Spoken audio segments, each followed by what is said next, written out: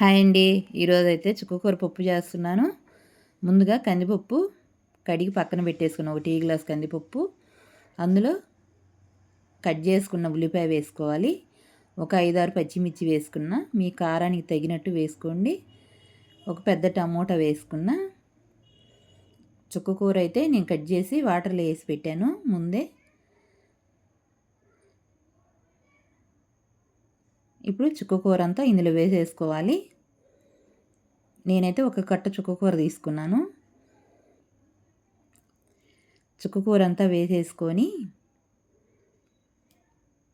Salt, పసుపు, కారం తక్కువగా వేసుకోవాలి. ముందుగా నేను పచ్చిమిర్చి వేసాను కాబట్టి, అచ్చం పచ్చిమిర్చితో చేసామంటే కలర్ అంతగా నచ్చదు.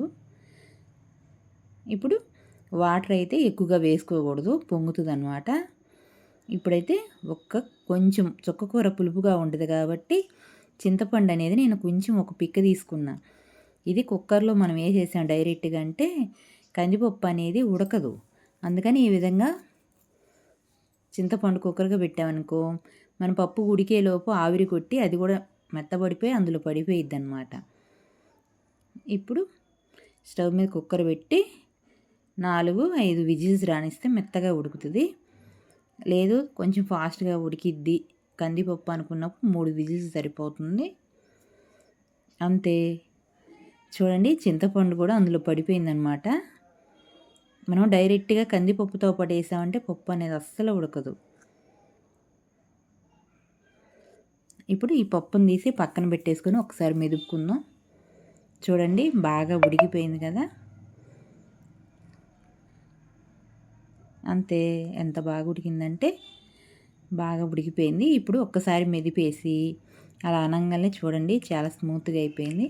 కందిపప్పు అనేది ఉడికించుకునేటప్పుడు మెత్తగా ఉడకబెట్టుకోవాలండి, మరీ మెత్తగా మెదపకూడదు. ఇప్పుడు స్టవ్ మీద కళాయి పెట్టి ఆయిల్ వేసుకొని స్టవ్ వెలిగించి తాలింపు గింజలు వేసుకున్నాం. 1 స్పూను ఎండుమిర్చి, కచ్చిపిచ్చిగా దంచి పెట్టుకున్న వెల్లుల్లిపాయలు వేసేసుకొని ఇవి బాగా వేగాక కరివేపాకు వేసేసుకొని ఒక్క చిటికెడు ఇంగ వేసుకోవాలి.